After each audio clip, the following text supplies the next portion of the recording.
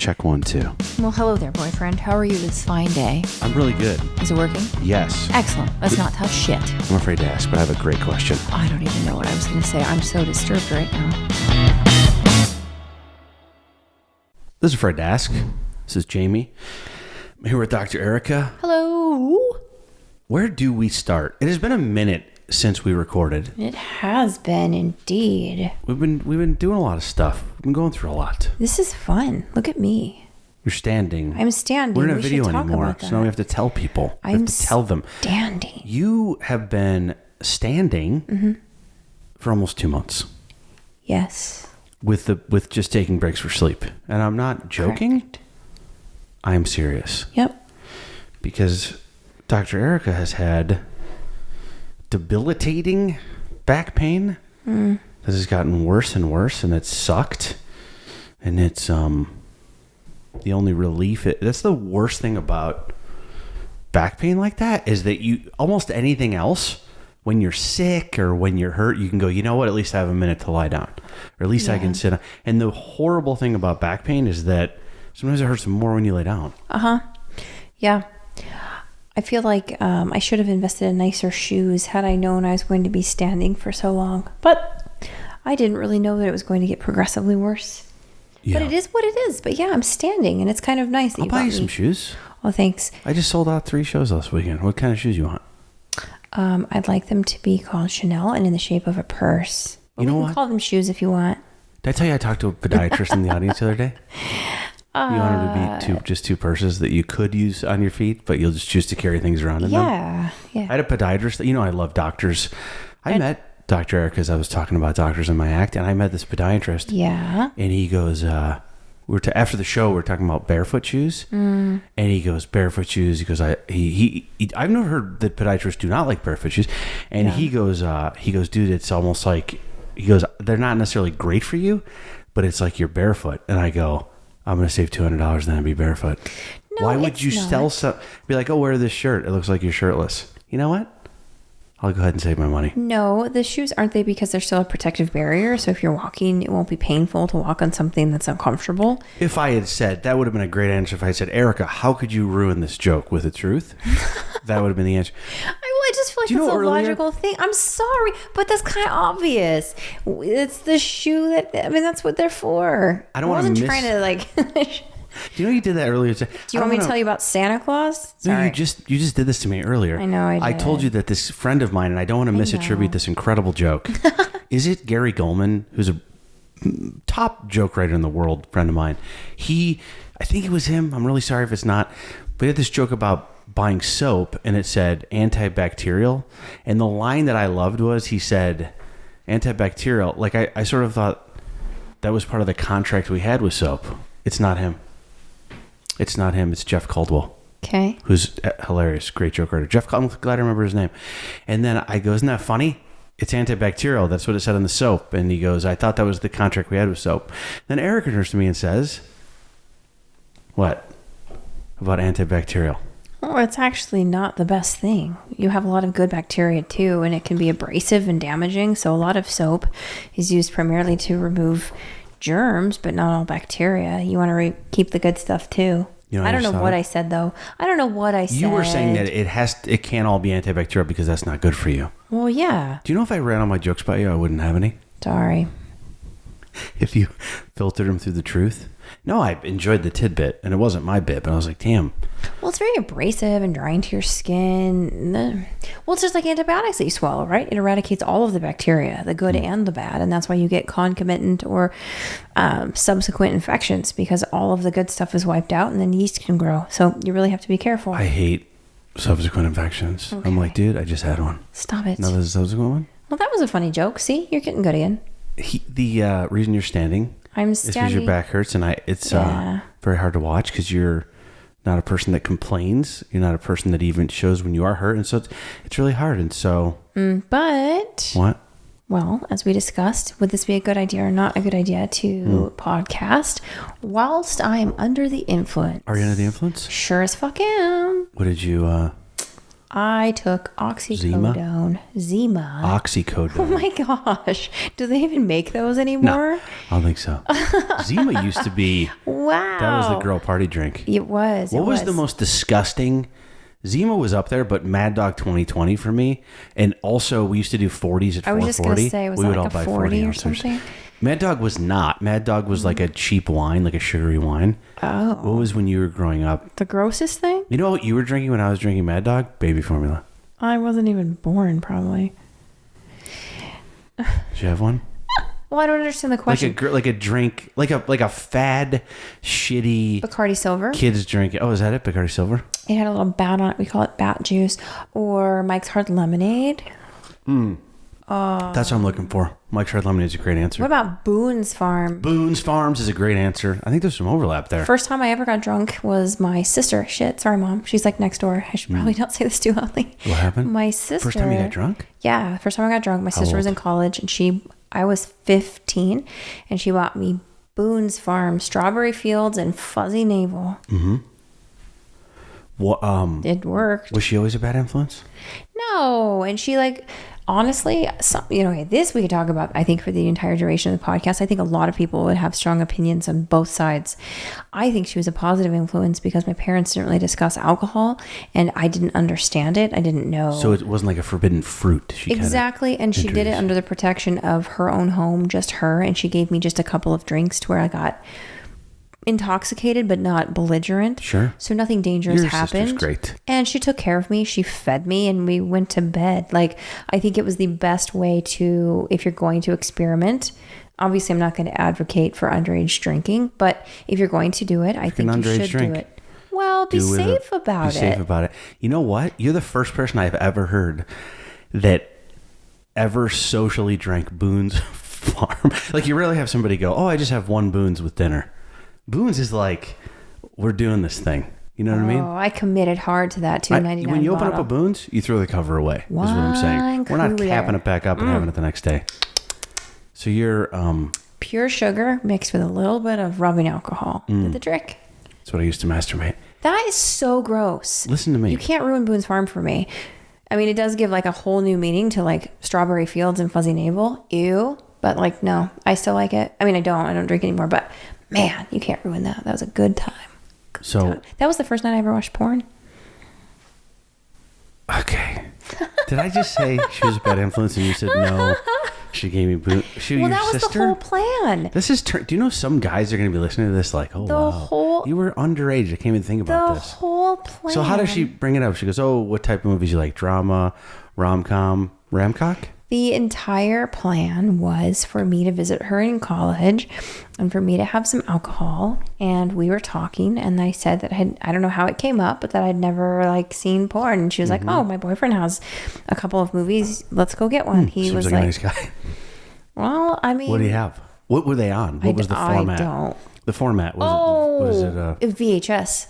Wow. Oh, yeah. I drank Boone's Farm and watched VHS or porn on a VHS. Yeah.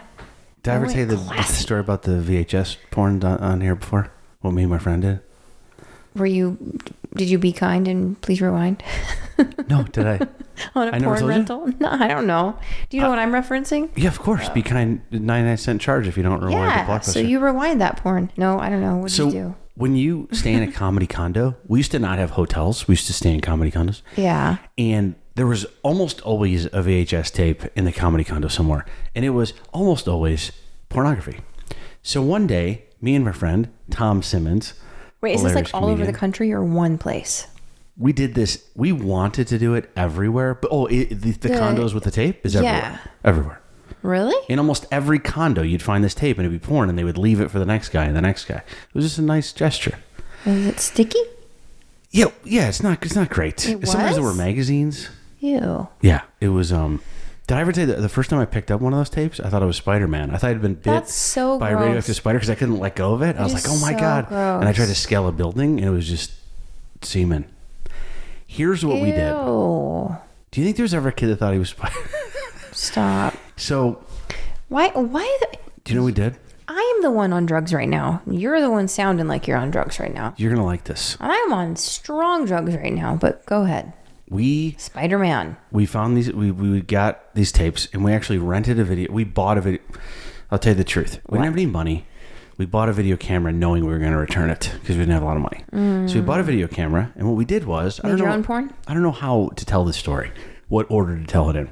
But what we did was we pointed the camera at each other, and we'd say things like, I would go, dude, get your hand off your dick. What do you think you're doing?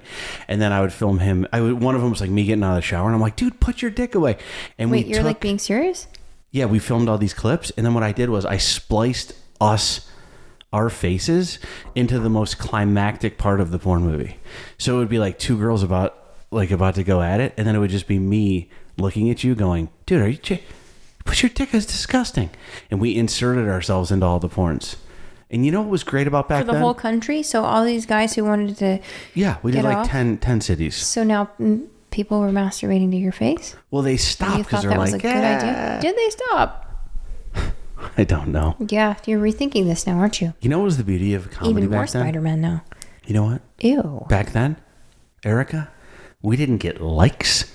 We didn't even know if we got views, and we got so much joy out of it, and we didn't need to who saw it.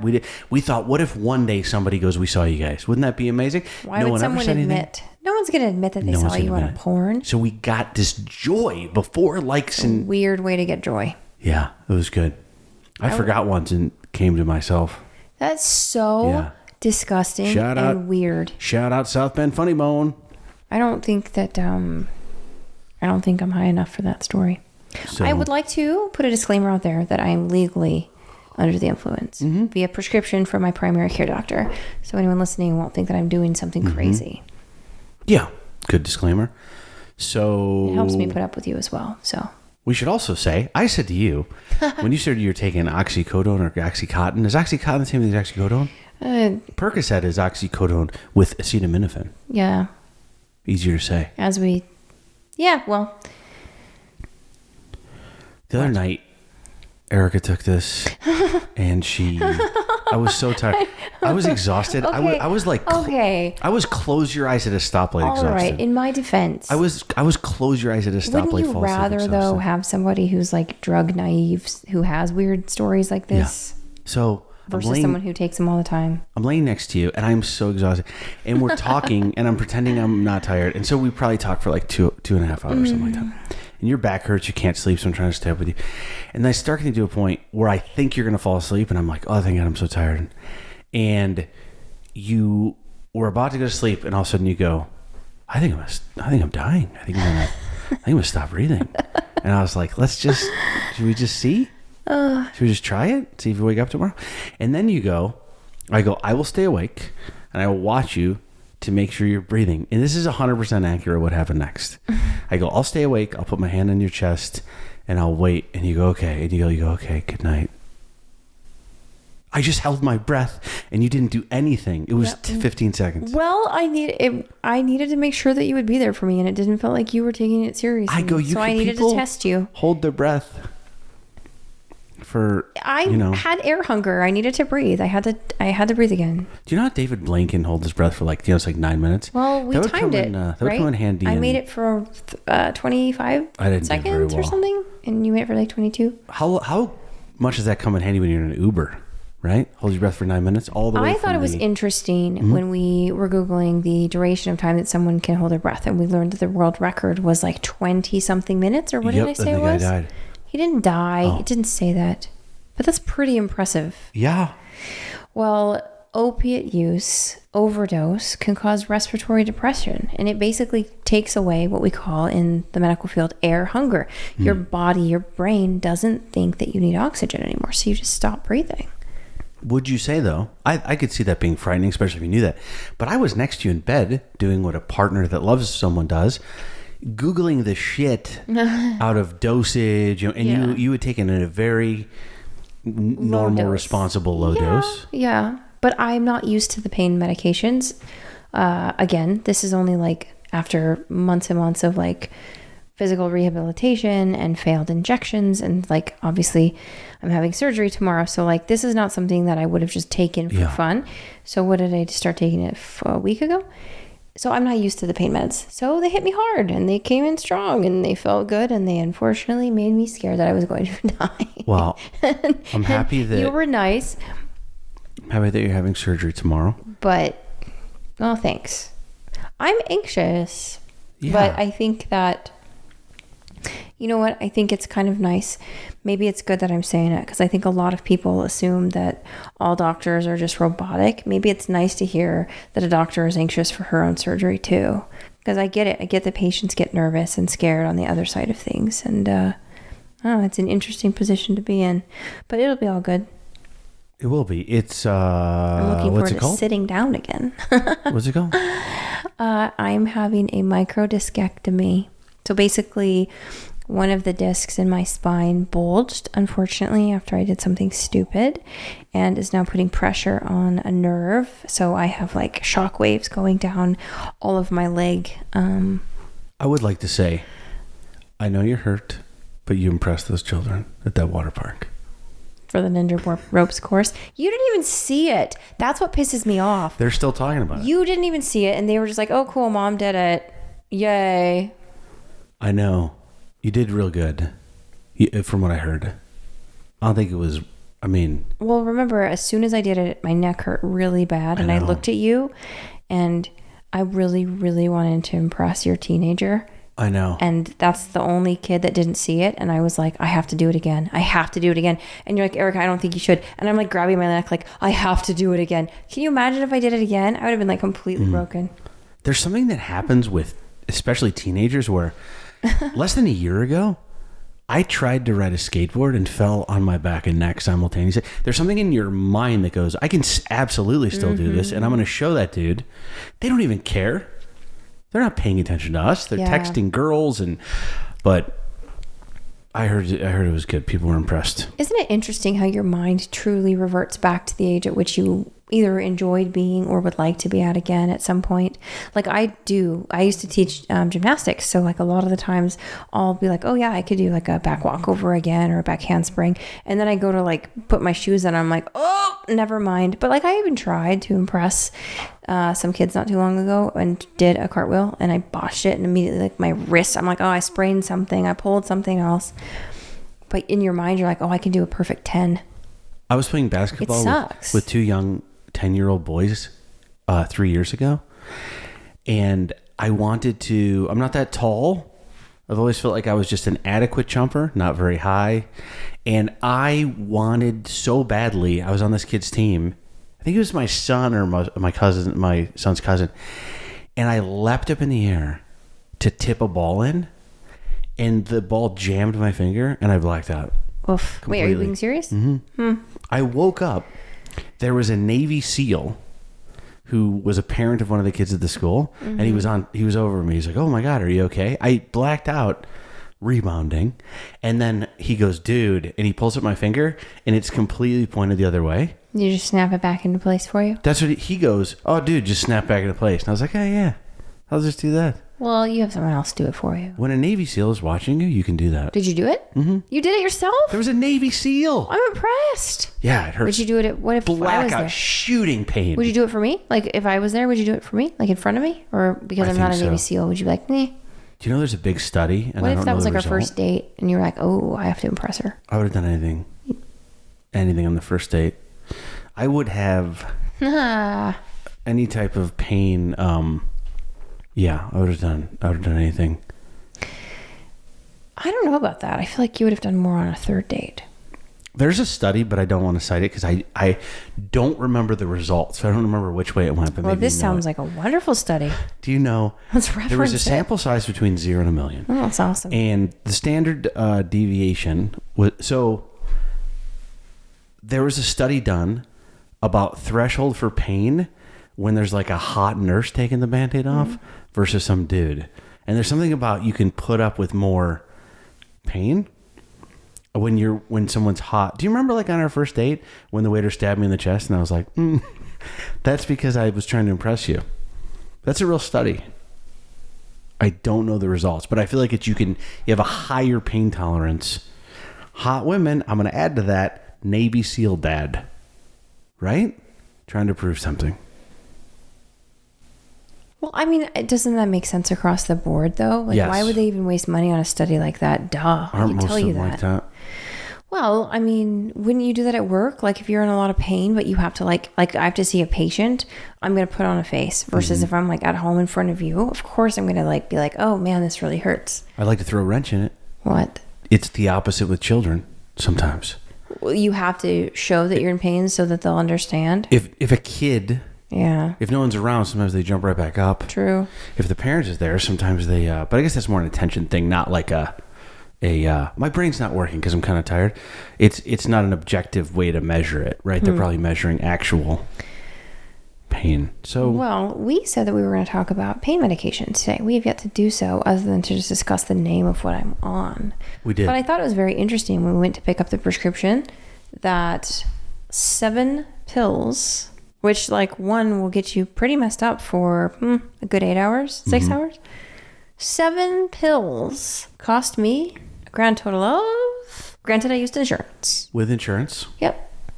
how much? $1.25, right? Something like that. Interesting. Do you know why they're so cheap? Like I've gotten antibiotics that were super cheap, but why are they so cheap? But isn't it very hard to get it refilled? You have to go to physically go into the office. I had Xanax for a minute and I had to physically, I remember deciding I took it for one little thing of it. And then I remember not going back because I go, this must be serious if I got to keep going in. Well, there's think of it as like different levels, different tiers of how severely addictive the Is it medications like section are. 1, section, is it that stuff or no? Yeah, pretty much. I mean, that's the easiest way to think of it. So like I'm on a pretty decent one. So if you're going to start somebody on something brand new, the rule is that they only get it for 7 days. Yeah. And then after that, if it's deemed more of a chronic issue, you need to document it. And then typically it can be filled from your doctor's office for like a month at a time when you're seeing like a chronic pain specialist, for example. I mean, the problem is it's an inconvenience, but it is nice that it cuts down on people who want to abuse the drug and say, oh, I'm going to go to my doctor and I'm going to get 200 of them and then sell them on the street, right? It makes it a pain to have to go back once a week. Well, yeah, and it cuts down on people that don't want to abuse it, that end up being addicted to it, that have too much. Like it gives you a process you have to go to. It gives you someone to check in with. So like if my pain was manageable, I wouldn't go back for another 7 days. I'd be like, well, that's kind of a pain. I'll just take ibuprofen. But because my pain sucked, I was like, I need to go back. We were like the day of when we changed our plans to go and get a little half. But I don't like that it's so inexpensive. And again, it's a double-edged sword, right? Like people who have chronic pain and need the medication and they have debilitating pain and they're going through rehab and they don't have any other alternatives. I think it sucks that they have to, like me, you can only get it for a week and you have to go back because other people ruined it for you. Yeah. Well, but the same thing with the price. I wish it was more expensive. Remember that was the first thing I said when it came back less than $2. It's wild. I looked at you and I go, well, no wonder people are addicted to this stuff. Yeah. It feels great. It's calorie free. And I know that sounds silly, but a lot of people do worry about like ingestion of alcohol to get a buzz and then they eat a lot more, or marijuana and then they get the munchies and they eat a lot more. With this medication, it doesn't really cause a lot of hunger. It's inexpensive and it's pretty easy to obtain. Right. And if you are being a little bit more conscientious of the type of illicit or legal substance you're taking, you know that it's not a street drug that's been cut with anything. So technically, you know it's safer. But that's what I hate about all of it. And this is why we have like the opioid pandemic that we talked about, right? Like, yeah, it's people get addicted. It's cheap. You can just walk to your pharmacy and get it. And at first, remember I was telling you I get all my information. I didn't go to medical school, but I watched a documentary. So it's the same thing. Cool. They at first, specifically about OxyContin, were telling everyone that it was not addictive. So these poor patients were getting the relief you're getting. You're taking it so carefully. You're being so careful to take they were telling them, dude, if it hurts, take more. It's not a big deal. None of it is, it's not addictive. You're fine. And they were lying, and it created a huge problem. If your doctor tells you it's not addictive, you're going to believe him, right? Like with you, at least now I feel like there's so much more awareness by the doctors, at least. It's scary though. I mean, it's really hard to see how many people's lives have been ruined by this medication, or this class of medication. So yeah, I'm scared to take it. It was kind of like a last ditch effort, but it's really remarkable how quickly your body gets used to it, how quickly you need more of it, and how dangerous it is to get off of it. So, like, unless you like slowly stop, you know. Well, so it's going to be great tomorrow. I'm taking you. We'll probably wrap up because I'm sure your back hurts, and we'll report back. Maybe I'll interview you when you're on drugs. You know what I'd like to talk about next time, and I don't want to talk about it right now, but I have to bring it up. Putting yourself in another pornographic movie? No. Good. I was fully clothed except for the one shower one. Ew. The what? That's still floating around somewhere. You do realize that. Thankfully, not a lot of people have VHS players, but like, ew. So Ew. I was just thinking, for a topic for another time, but I just had a weird thing happen. I'm not where high enough. Ew. I won't talk about my kid, but I just had a weird thing happen where, like, at least Oxycontin, you go to a doctor and everyone knows it's dangerous and you can get addictive, so it's a controlled substance, everything. That kratom shit, which I don't want to talk about now, but the stuff that is so addictive, they just started. I just saw this shit at every single gas station in Fairbanks, Alaska. When I used to take it, I used to take a train almost an hour to this drugstore on Wall Street, and I would take this train just to buy it. Yeah. And now it's in every store you walk in to get a Diet Coke or something that's in there. It's at every gas station in Fairbanks, where I live, just 6 gas stations. If I was a kid and I drank, and it even says like free and clear, that was the stuff I took that was so terrible, and I had to take Suboxone to get off of it, and Dr. Drew helped me, is the long story short. It is at the gas station where if I drank that when I was in high school, I would have been like this. Wow. It would help you like talk to girls, do whatever, but in the short term. And then it like very quickly catches up to you where I was withdrawing from it. That's your first example of every good thing that it does for you is you could talk to women. I was thinking about it from a teenager's perspective. Well, I guess that is number one. You know? But I will say there were a couple moments that oh my God, I don't want to take back from the kratom, because I made this deal. I remember somebody offered me like a gig and I was like, I want twice as much money. And they were like, yeah. And then what? What? I'll have to hear that when I play it back. No, I don't know what you're talking about. Gone. But anyway, that stuff scares me. Kratom scares me because it is, in some states, if you're driving with it, you can get thrown in jail. And in other states, it's for sale at the gas station. That's stupid. Well, what did you say it was called again? Clear, free? So kratom is the problem. No. The bottle, one that you got. But just to be very clear, though, the kratom is the active ingredients that's the problem. Free and clear is a little blue bottle that says, I think they changed it. I like to believe I had a little bit to do with this. I sent some crazy emails and threatened. I dropped every name in the book. They started... They changed. It used to just say a health kava drink. It was marketed as an alternative to alcohol. I remember my uncle got mad at me when I had to get off of it and I couldn't. He was like, "You knew you were getting high?" No, I heard about it on a health and wellness podcast. I took it. You know me. I would not. Well, the reason I asked about the nomenclature is because that's what pisses me off. Is so much of this is marketed to younger kids. This was healthy, a healthy and they're drink. Saying that exactly. They're saying that it's good for you. It's a positive alternative. Free and clear doesn't say anything about it being something dangerous. It's bullshit. It's called a botanical drink that is an alternative to alcohol. But anyway. Well, that's how they appeal to kids with like flavors of tobacco and vaping. All of them are like gummy bear flavors and different candy packaging. And it's just, I don't know, it's a game and it pisses me off that people... It pisses me off too. That's why I got to jump in there. From it. And parent. It's hard to parent. And I just talked to my son on the phone and told him a little bit about the kratom thing. It's hard to navigate it as an adult. I think it is unfortunately absolutely everywhere. But it's a good thing to be aware of and kind of check your labels yourself and stay away from it. So we'll report back, let you guys know how Dr. Erika's going. Yes. To step into the future, everything went great. And she's sitting again. Who's Afraid to Ask? We'll see you next time. Bye. Coming up on the next episode of Afraid to Ask. I don't understand this polygamy thing where you have 5 wives. Oh. Can you imagine I want to go out to like Monday Night Football? I'm like, hey, can I go out with the guys? Sure. Hey, can I go out with the guys? One of them says no. You're in for the night. Okay, but... Right? How do you feel if you know that you're wife number 5? Not in order of marriage, but in order of liked. And then what if you're the fresh one, the new one, and then they find another one? I hate it all. I need it to be one. I'm very jealous. But if you're the favorite wife, all the other wives hate you. They treat you worse. They don't help you out. Like, isn't the whole premise like they're all friends, so they all raise each other's kids? I don't know. But if you're like the really pretty, popular one that he always wants, and the other women don't get him, they're not going to help you with your stuff. So you got like 4 mean girls that hate you. It's awful.